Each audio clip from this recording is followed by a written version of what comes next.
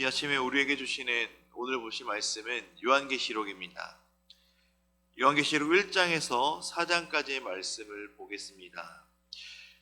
요한계시록은 서두와 결론에서 명확하게 말씀하고 있듯이 이 계시록이 어떤 책인지 명확하게 제시하고 있습니다.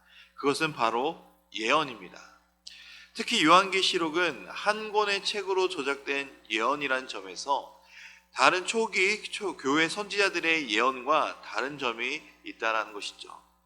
그러나 요한계시록은 묵시문학적 관점만 가지고 있는 것이 아니라 서신서적 또 편지의 형식 또한 가지고 있습니다. 1장 4절과 11절 그리고 22장 16절에 따르면 소아시아 지역에 있는 7교회들인 에베소, 서무나, 버가모, 두아디라, 사데, 빌라델비아, 라오디게아에 보내는 회람 형식의 서신서로 쓰여진 편지로서의 역할도 하는 것이 바로 요한계시록입니다. 결국 예언서이기도 하지만 동시에 서신서인 이 요한계시록을 우리가 볼 때 바울 서신이 그랬던 것처럼 요한계시록 역시 특정 교회뿐만 아니라 유사한 형편에 처해 있는 당대의 교회들과 성도들, 그리고 그 이후에 더 나아가 현대를 살아가고 또 미래를 살아가는 교회들에게 메시지를 전달하려는 목적을 가진 책이기도 합니다.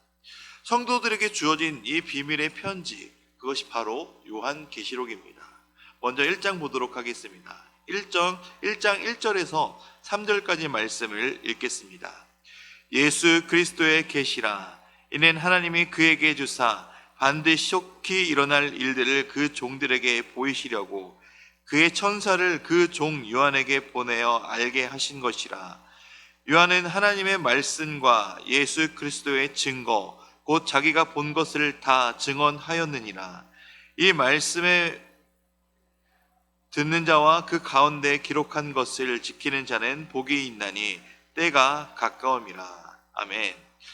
요한계시록은 시작부터 말씀하셨듯이 예수 그리스도의 계시, 예수 그리스도께서 전하는 계시라고 말씀합니다. 이것은 이 책이 바로 예수 그리스도를 중심으로 읽어야 된다는 말씀입니다.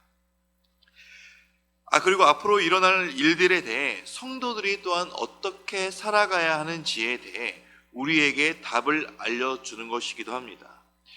요한계시록 전체를 읽을 때 예수 그리스도의 복음이 빠진 공상이나 읽는 사람들의 자의적인 해석과 주관적인 또는 미래에 발생할 사건들을 순차적으로 바라봐서는 안 된다라는 것입니다.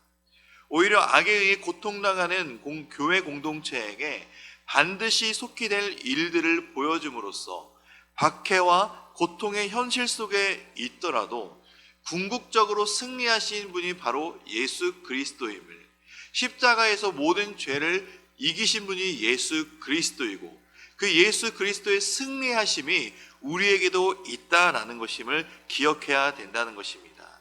이 예수 그리스도의 승리하심을 기억하며 우리의 삶의 고난과 고통과 박해 가운데 있다 할지라도 우리는 그것으로 중심을 우리의 시선이 그것을 향하는 것이 아니라 하늘에 계신 반드시 다시 오실 예수님께서 우리에게 동일한 은혜 또 승리를 주신다는 것을 우리는 그것을 믿으며 살아가야 된다는 것입니다.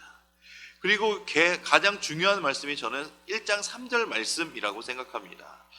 계시록이 기록된 당시나 지금을 살아가는 우리, 앞으로 살아갈 성도들은 바로 이 예언의 말씀, 하나님의 말씀인 성경을 읽고 듣고 기록한 것을 지키며 살아야 된다는 것입니다. 이 3절 말씀을 마음에 새기시기 바랍니다. 또 9절에는 이 사도 요한이 이 계시의 길을 기록했을 때의 상황을 이야기합니다. 사도 요한은 주후 95년경 로마 황제 도미티안 황제에 의해서 그 기독교를 핍박하는 도미티안 황제에 의해서 바로 반모섬이라는 곳에 유배되어 갇혀 있었습니다. 요한의 상황은 결코 편하거나 행복한 상황이 아니었다는 것이죠. 유배지, 특히 어렵고 환난 중에 있었던 이 고난당하는 중이었던 요한에게 이 1장의 메시지, 하나님의 은혜의 메시지, 위로의 메시지가 요한과 교회 성도들로 하여금 위안과 평안을 주는 하나님의 말씀이 된 것입니다. 결론적으로 1장의 메시지는 믿는 자에게 고난은 있어도 절망은 없다라는 것입니다. 우리 주님은 환난 중에서도 신실하게 우리를 도와주실 분임을 믿으시기 바랍니다. 2장과 3장입니다. 이 두 장은 7교회를 향한 메시지를 담고 있습니다. 주님이 교회와 얼마나 밀접한 관계를 가지시는지 분명하게 강조하고 있기도 합니다. 교회는 주님이 바로 피로 값을 지불하시고 생명으로 사신 것이 바로 교회입니다. 주님은 어떤 경우에라도 교회를 버리거나 포기하지 않으십니다. 이러한 사실을 아는 것은 고난과 어려운 상황에 있는 교회들에게 큰 용기와 위로를 주는 것이기도 하십니다. 주님이 우리를 사랑하시는가? 주님이 우리를 도와주시고 있는 게 확실한가? 라는 생각을 하면서 주님의 능력과 사랑을 의심하는 현실 속에서도 우리가 기억해야 될 것은 주님은 결코 교회를 버리지 않으신다는 것입니다. 이 교회를 버리지 않으시는 주님은 성도 역시 버리지 않으신다는 것을 믿으시기 바랍니다. 2장과 3장에 나와 있는 7교회는 저마다의 상황이 다양함에 처해 있는 굉장히 다양한 교회의 모습들이 나옵니다. 또 칭찬을 받는 교회도 있고 주님께 혼이 나는 교회도 있지만 동일한 것은 이 교회를 향한 주님의 기대는 다르지 않다라는 것입니다. 특별히 7교회, 이 7이라는 숫자는 완전함 또는 철저하다라는 것을 의미합니다. 결국 7교회란 모든 교회를 뜻하는 것입니다. 지상의 모든 교회가 주님이 요구하시는 거룩하고 흠이 없는 수준에 이르기까지 주님은 교회를 이끄시고 도우실 것입니다. 성실하신 그 주님의 일하심은 결코 멈추지 않으실 것입니다. 2장 7절, 귀 있는 자는 성령이 교회들에게 하시는 말씀을 들을지어다. 이기는 그에게는 내가 하나님의 낙원에 있는 생명나무의 열매를 주어 먹게 하리라 말씀하시듯 우리는 이기는 자가 되어야 합니다. 왜 이기는 자가 되어야 할까요? 바로 예수 그리스도의 승리하심이 있기 때문에 우리도 세상을 이겨야 된다는 것을 기억하시기 바랍니다. 4장입니다. 1장에서 요한이 지상에서 예수님을 보고 들은 첫 번째 환상을 보고 이제 두 번째 환상이 요한에게 보여집니다. 요한이 하늘에 열린 문으로 들어가는 환상을 보게 되는데 그곳에서 요한은 하늘 보좌를 보게 됩니다. 이곳에서 요한은 바로 무엇을 보느냐?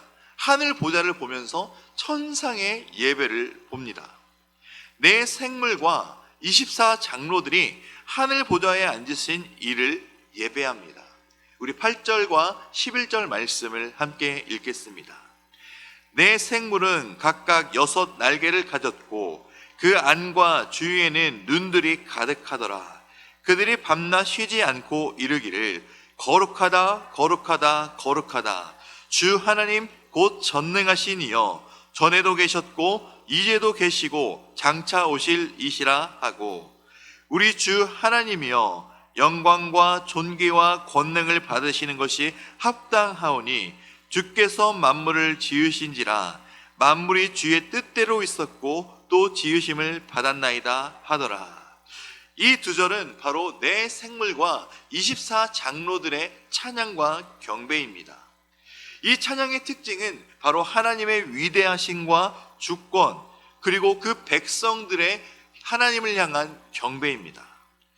계시록에 기록되었던 시기의 교회들과 성도들은 바로 박해와 핍박으로 인해 믿음을 지키기 어려운 상황이었습니다. 이런 성도들을 향해 힘들고 어렵고 곤란한 상황에서도 하나님을 예배하는 것을 놓지 말 것을 이 환상을 통해 보여주는 것이죠. 직면한 현실이 어둡고 암담하고 솟아날 구멍이 어디에도 보이지 않는 현실에서도 여전히 하늘 보좌에 앉으신 분은 위대하고 그분의 주권으로 세상을 다스리고 계시다라는 것을 잊지 말아야 한다는 것을 이곳의 사장을 통해 보여주고 있는 것입니다. 세상과 사탄이 세상을 통치하는 것처럼 보일지라도 그것은 아주 일시적인 것이고 거짓된 것입니다. 세상을 살다 보면 하늘이 무너지는 것과 같은 현실을 경험할 수도 있습니다. 이런 경험을 하는 성도들 향해 던지는 위로의 말씀이 바로 사장의 말씀입니다.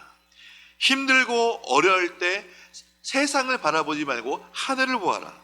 하늘 보좌에 계신 분을 응시하고 하늘 보좌에 좌정하셔서 진정한 왕이신 그분이 우리를 다스리시고 우리를 위로하실 것이다 라고 하며 그분만 우리가 예배해야 된다는 것을 우리는 기억해야 합니다. 우리가 이것을 기억하면서 이제 말씀을 경청하려 합니다. 요한계시록 1장과 4장의 말씀을 우리 경청하도록 하겠습니다. 주의 말씀은 내 발의 등이요 내 길의 빛이니이다. 아멘.